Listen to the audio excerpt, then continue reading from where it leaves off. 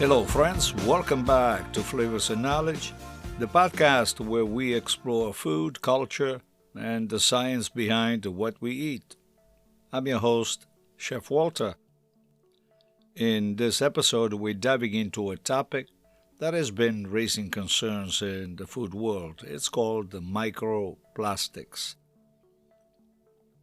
They are tiny, they are everywhere, and they are making their way into our diets. And so let's break this down in three essential things that you need to know about microplastics. First of all, what are microplastics and where do they come from? Microplastics are tiny plastic particles, usually less than 5 millimeters in size. They come from a variety of sources: broken down waste, synthetic fibers from clothing, and even microbeads once used in personal care products. And over time, plastics degrade due to sunlight, heat, and mechanical stress, breaking down into smaller and smaller particles. And here's the kicker. Once they are in the environment, they don't just disappear, they actually accumulate. Are microplastics getting into our food? Well, that's a really interesting question. Microplastics have infiltrated the food chain in ways we may not even realize. Studies have shown that in seafood, in bottled waters, salt, honey, beer, and even fresh produce, we can find microplastics.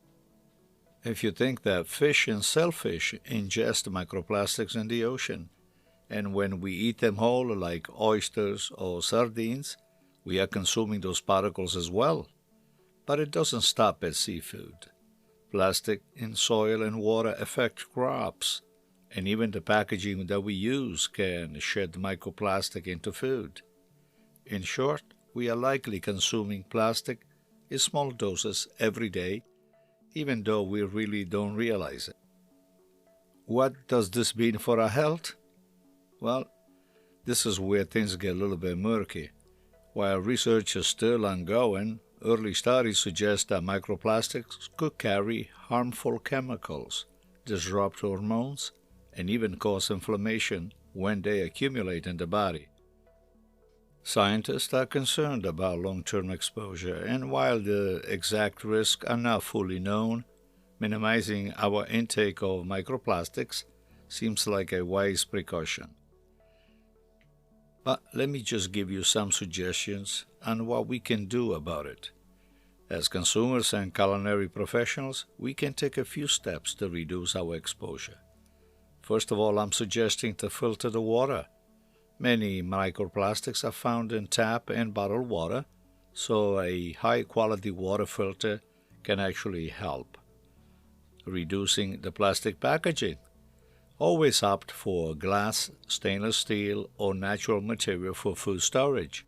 Then, eat fresh, unprocessed food. Packaged foods often contain microplastic from processing and the packaging aspect. Lastly, support sustainable practices. Reduce single-use plastics and support brands that are actively working to minimize plastic pollution. Well, I hope this was interesting as an episode for you. That is all for today on Flavors and Knowledge. Always remember, microplastics may be small, but their impact is anything but small. If you found this episode informative, be sure to subscribe and share it with your fellow food lovers. And always remember, food is knowledge, and let's keep learning together. Until the next time, eat well, stay curious.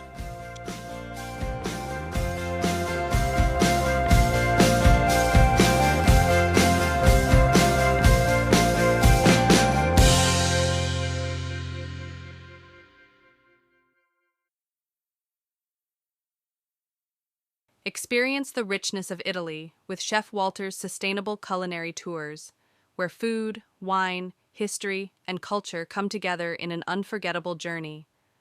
Designed by the chef himself, these exclusive tours take travelers beyond the typical tourist path, offering authentic experiences in Italy's most celebrated regions. Savor locally sourced cuisine, taste world-class wines straight from the vineyards, and explore historic sites that tell the story of Italy's culinary heritage. With a focus on sustainability, Chef Walter has hand-picked partners who prioritize tradition, quality, and environmental responsibility. Join a tour that's more than just a trip. It's a deep dive into Italy's soul. Reserve your spot today and indulge in an extraordinary culinary adventure.